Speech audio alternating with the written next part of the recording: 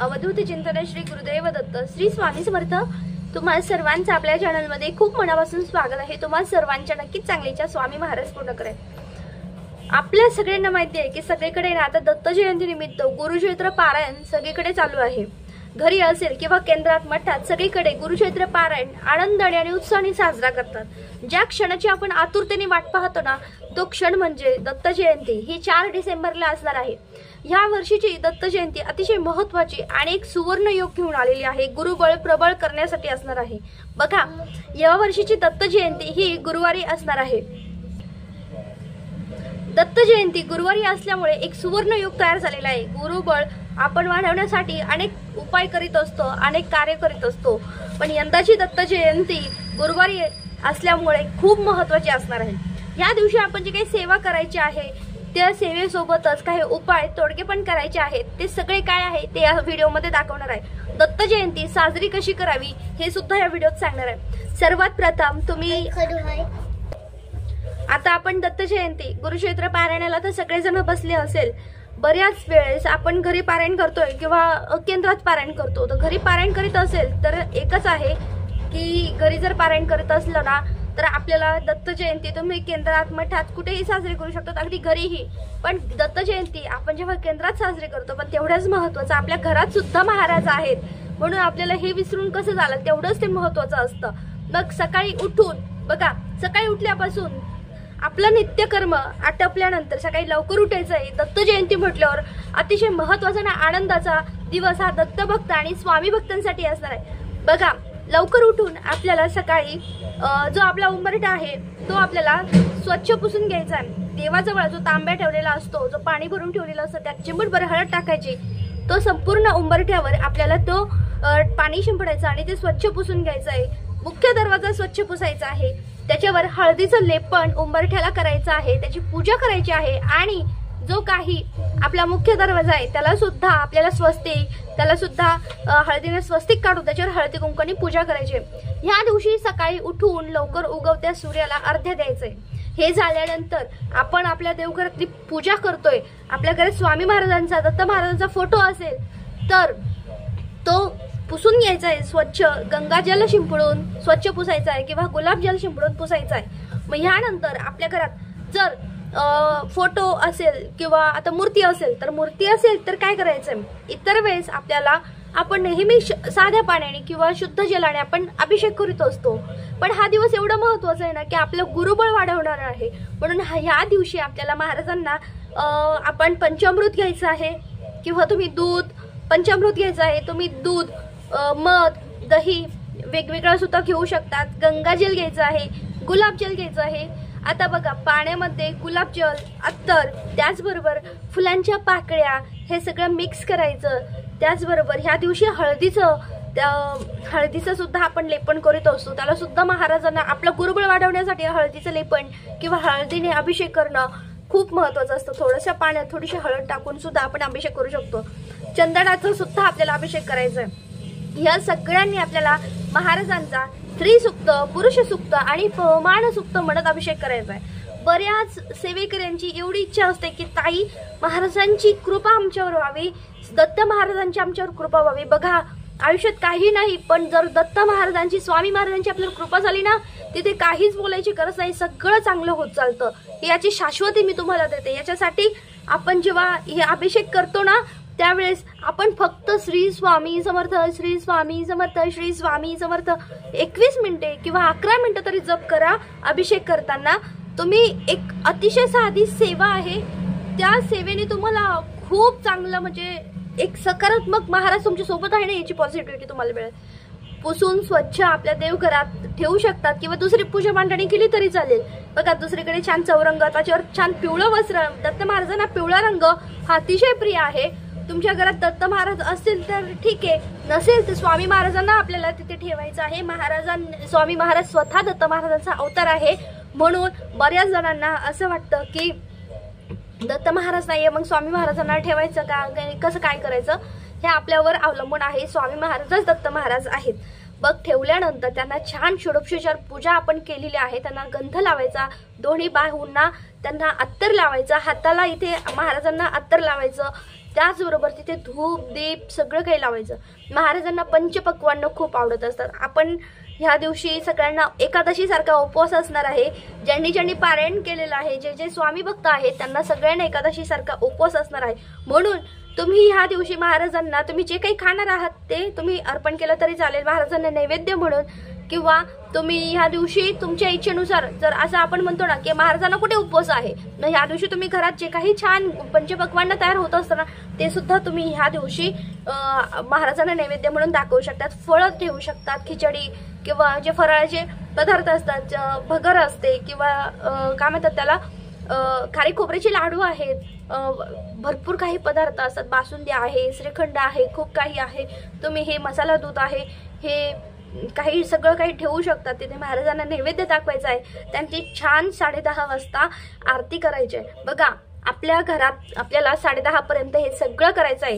ह्या दिवशी पारायण वाचणाऱ्यांनी सकाळी लवकर उठून पारायण आपल्याला पूर्ण करायचं आहे घरात वाचणाऱ्यांनी, आणि अर्थात जे केंद्रात बसलेले आहेत त्यांचं सुद्धा लवकर पारायण पूर्ण होणार आहे ह्या दिवशी, कारण की हा दिवस खूप महत्त्वाचा आहे।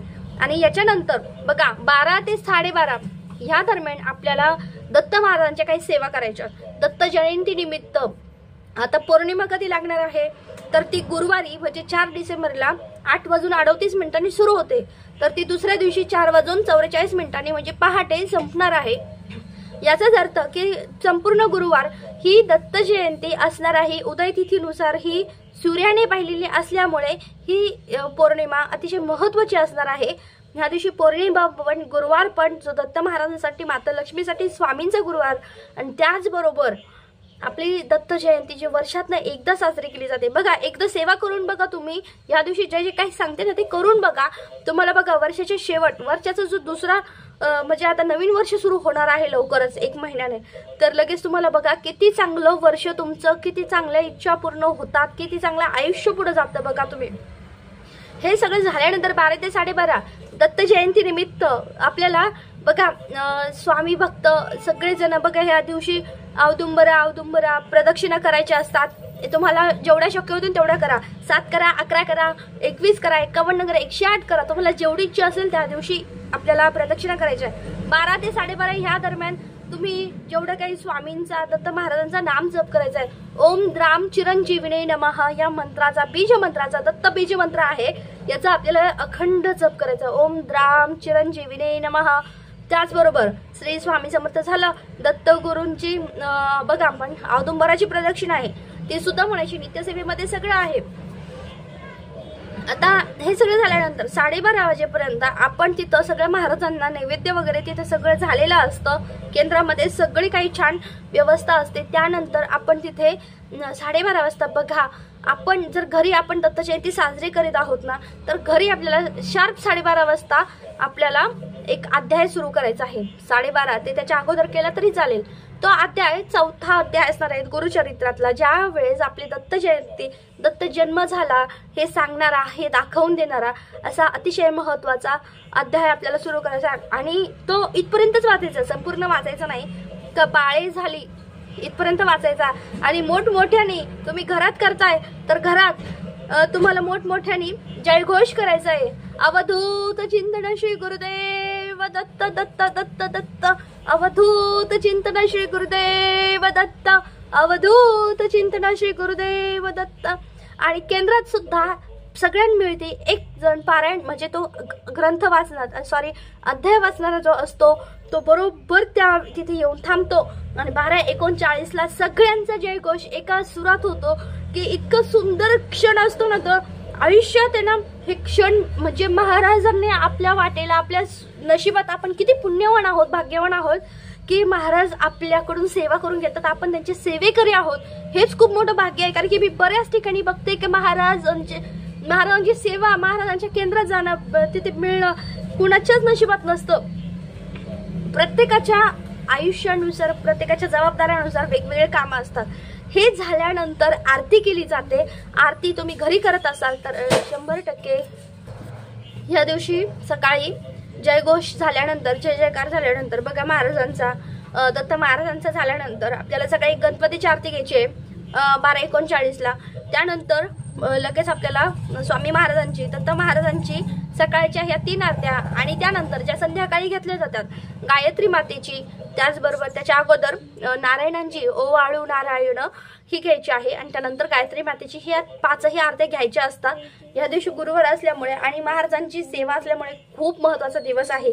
मला एकच सांगायचं, ज्यांना सेवा करायला शक्य न झालं ना 7 दिवस 21 दिवस, त्यांनी कमीत कमी हा 1 दिवस खूप महत्त्वाचा आहे। लक्षात ठेवा, तुम्ही हा दिवस अख्खं सोनं करणार आहे, गुरुबळ पाठीशी असावं। ह्या दिवशी प्रत्येकाला वाटतं ना, त्यांनी आंघोळीच्या पाण्यामध्ये चिमूटभर हळद टाकायची आहे, सूर्याला अर्घ्य देताना त्या तांब्यामध्ये सुद्धा चिमूटभर हळद टाकायची, उंबऱ्याला सुद्धा पाणी टाकताना चिमूटभर हळद टाकायचे।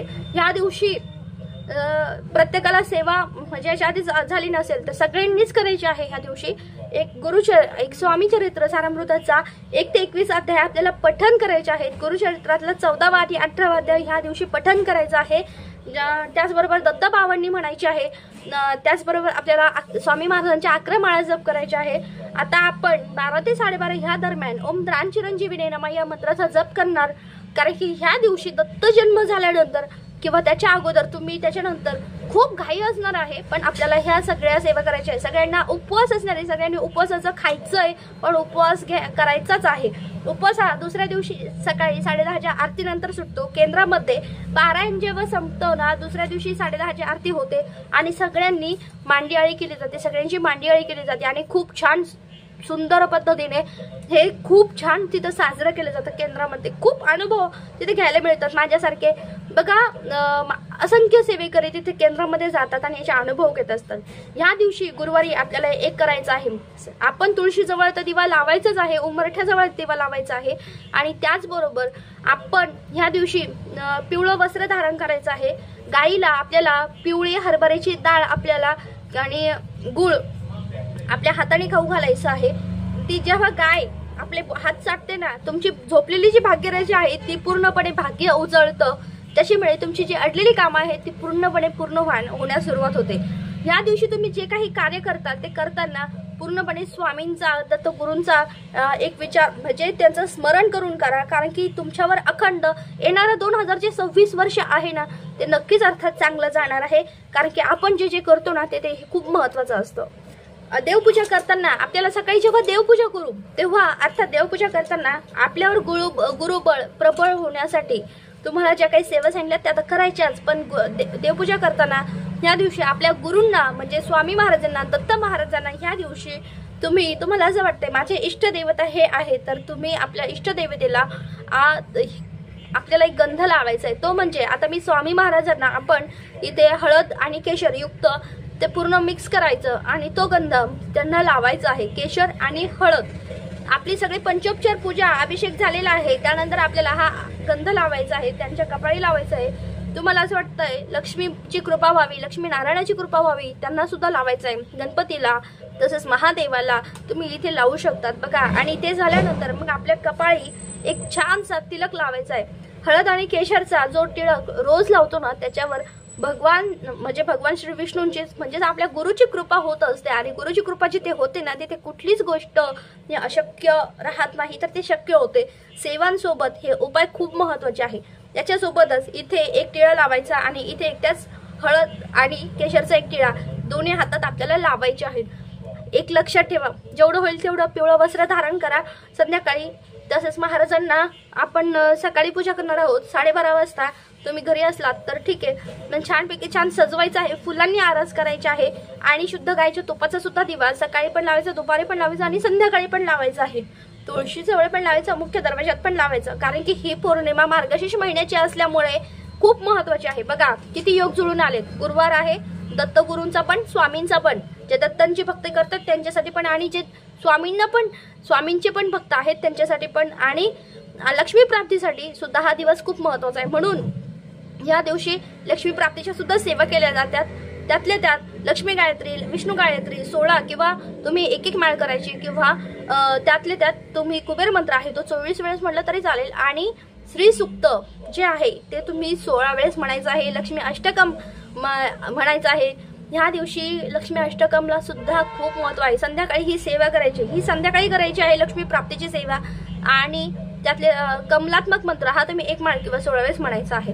याच्यामुळे माता लक्ष्मीची आणि गुरुची सगळ्यांची कृपा आपल्यावर राहणार हे 100% आहे। तेव्हा झालेली सेवा स्वामी महाराजांच्या चरणी रुजू करते। नक्कीच व्हिडिओ आवडला असेल, आपल्या सर्वांवर गुरुची अपार कृपा राहो एवढी स्वामींच्या चरणी प्रार्थना करते। श्री स्वामी समर्थ। व्हिडिओ आवडला असेल तर लाईक शेअर सबस्क्राईब करा।